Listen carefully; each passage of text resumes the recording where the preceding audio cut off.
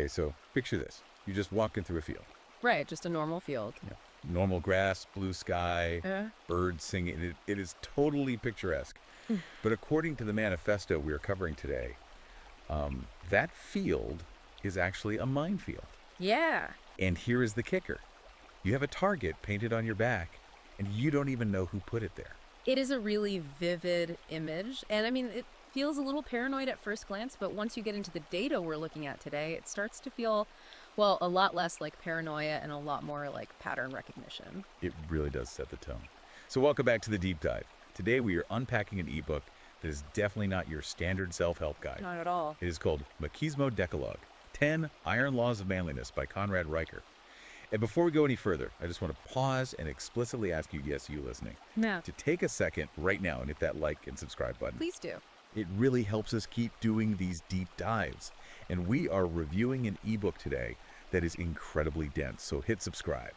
Now, to be clear, this isn't a book about, how to be happier or how to organize your garage. No, Riker frames this explicitly as a survival manual. He says he is writing for warriors ready to reclaim what's been stolen. Which is intense. It is a very specific, very intense call to arms. It's heavily targeted at a men's rights activist audience, and specifically men in the red-pilled manosphere who feel like modern society has just completely backed them into a corner. Exactly. And our mission today is to do a deep dive into this ultra-long, incisive, and honestly fascinating analysis. We want to understand the history of our institutions before, as Riker argues, they were captured by feminists and Marxists. Right, what he calls a gynocratic bureaucracy. Yes, that exact term. Yeah. And just to be completely clear up front, as we always do, Yeah. we are not endorsing these viewpoints. We are impartially reporting on the content. Our goal is to distill the arguments from this source so you can understand the playbook. And by the way, if you want to read it yourself, you should check Amazon Kindle and Google Playbooks right now to buy the book. We're only scratching the surface of a playbook they really don't want you to have. We really are. There is a density to his argument that's hard to capture in just one conversation. But let's start with his diagnosis of the problem. The gynocratic trap. Right. Riker talks about this gynocratic feedback loop. And he uses a framework he calls the 3 Fs to explain how he believes male power is being systematically dismantled. Okay, let's break those down. So the 3 Fs are feelings, finances, and fatherhood. He argues that feelings are used as a weapon to silence logic. Meaning what, exactly? Meaning that in modern discourse, if you try to use cold, hard facts or biological realities, you are often shut down if those facts are deemed hurtful or offensive. So truth becomes secondary to someone's comfort. In his view, yes.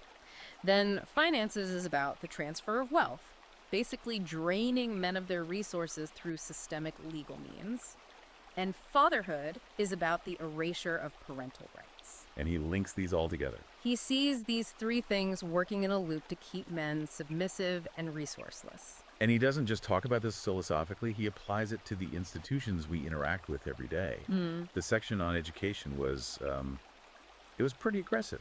He calls schools feminist factory settings. Right. He looks at the shift from the mid-20th century to now, and he cites a statistic claiming that prescriptions for Adderall have gone up 400% since Title IX was introduced. 400%. That's massive. That's an epidemic, not a trend. It is. And his interpretation of that data is that schools are essentially drugging boys to suffocate their natural aggression. To make them docile. Exactly, to create what he calls docile drones.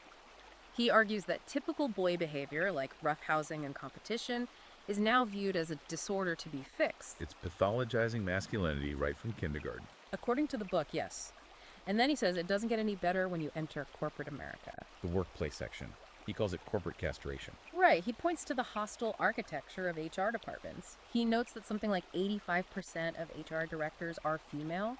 Which he argues creates a very specific cultural filter. Yes. It means the referees of the corporate game are overwhelmingly viewing conflict through a female lens. Riker shares stories of men being forced to train their own female replacements or being fired for toxic masculinity just for being assertive. You can't be a shark anymore, you have to be a dolphin. That's a good way to put it. He also touches on media. He calls it the media mind war. Oh, the Soy of War example. Yes, that was biting. He compares the original God of War video games, where Kratos is this brutal, unapologetic warrior, to the remake. Where he's suddenly apologizing for his violence. Right, trying to be sensitive and deconstructing his past. Riker sees that not as character growth, but as direct propaganda. A rewriting of the archetype. Precisely. He also points out a shift in film villains, claiming the vast majority of antagonists are now white males, while female villains are statistically rare. Which all leads to this double bind he talks about. Right. Society demands men be vulnerable. But then punishes them for it. Right. He cites a study regarding vulnerability on dating apps. It showed that when men express vulnerability in their profiles, admitting fear or insecurity, women swiped left 80% more often. 80%. It's essentially saying, tell us your secrets so we can reject you for them. It's a trap, according to Riker. You're told by the culture to be soft, but you're selected against biologically if you aren't hard. Which is a tough spot to be in. But that leads us directly into what Riker considers the absolute most dangerous battlefield. It's not the office, it's marriage. The marriage court roulette chapter. Yes, this is where the finances part of his 3Fs really kicks in. Riker describes the divorce court system as a mechanism designed to treat men like walking ATMs. The numbers he throws out are staggering. He notes that 93% of alimony payers are men. And he brings up the silver divorce study. Regarding older couples. Yes, couples over 50. The study shows that men lose nearly half their wealth, 43% to be exact, after a split, while women in the same cohort actually see their net worth rise. So marriage is just a wealth transfer event. That's his argument. He had that one story, Mike from Florida, paying massive alimony to an ex-wife who is living with a new boyfriend. They're essentially playing house, but because she won't legally remarry, Mike is still on the hook. He is effectively subsidizing her relationship with another man, and then you layer on the paternity fraud aspect. This part was wild. The underground economy of reproductive fraud. Riker cites a statistic that 20% of dads who suspect an issue and get tested are actually raising another man's child. 1 in 5. That is Russian roulette with your legacy. Exactly. He tells the story of Robert from Texas, pays child support for twins for years, finds out through DNA they aren't his, and the court still makes him pay. Because of the best interest of the child standard. Right, the biological reality didn't matter. Riker uses this to argue that gender equality is essentially a tax on men. You pay the bills, but you are demonized. Okay, so if the system is this rigged, what is Riker's solution? He doesn't just complain, No, he offers a strategy he calls strategic surrender. but he doesn't mean giving up. Not at all. He means don't fight fair, fight smart, go underground. Which brings us to cash flow conquest, the asset protection section. He lays out iron laws for shielding wealth. He suggests moving away from traditional banking. He talks about using Nevada LLCs. Because of their privacy laws. Right, Nevada doesn't share info with the IRS the same way, and they have strong charging order protections. He also discusses setting up offshore trusts. And he is big on crypto, but not Bitcoin. This is an important distinction. Very important. He advises against Bitcoin because the ledger is public.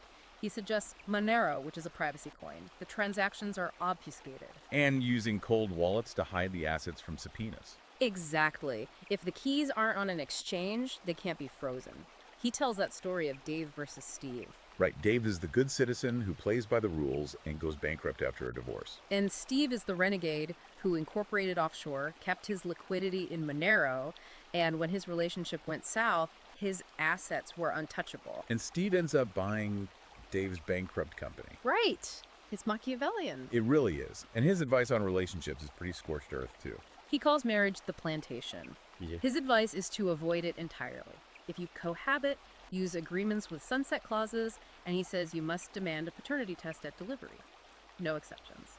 Trust but verify taken to the extreme.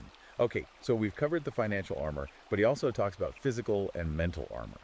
Gymnasium godhood. He believes the physical body is the first line of defense. He calls testosterone the currency of dominance. And he argues it's under attack from environmental factors. Plastics, soy in the water supply. So he rejects the dad bod and functional fitness. He wants heavy lifting, red meat, and sleep. Rebuilding the primal edge. Exactly. And for mental armor, he talks about brotherhood barricades. Which I found fascinating because he completely rejects therapy circles. He thinks that is feminine energy co-opted for men. He advocates for side-by-side competence, men bonding by welding, shooting, building. Like the Detroit Auto Shop example. Yes, the Mission Mastery Masculinity Program. They took struggling men and taught them engine repair instead of sharing feelings. And it cut suicide rates drastically. Because it gave them purpose and competence.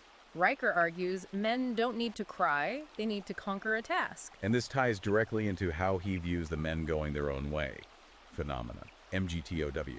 Right, not as men sulking in a basement, but as men building parallel systems, media, finance, communities. Which transitions perfectly into digital doomsday, the digital defense chapter. He argues that surveillance is the ultimate tool of the gynocracy. Smart fridges, Fitbits used in court. Your toaster snitching on you. Yeah. So he advocates for digital ghosting. Practical tips. Private mailbox services, not UPS. Burner black phones with Signal. Paying with cash or foreign Visa gift cards to avoid paper trails. And participating in the underground economy.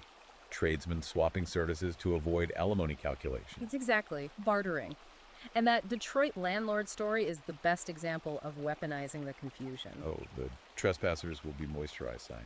Yeah, using a fake drone surveillance warning with nonsense texts to keep squatters away because people are so afraid of technology. It's hilarious, but it works. Oh. So what is the end game for all this?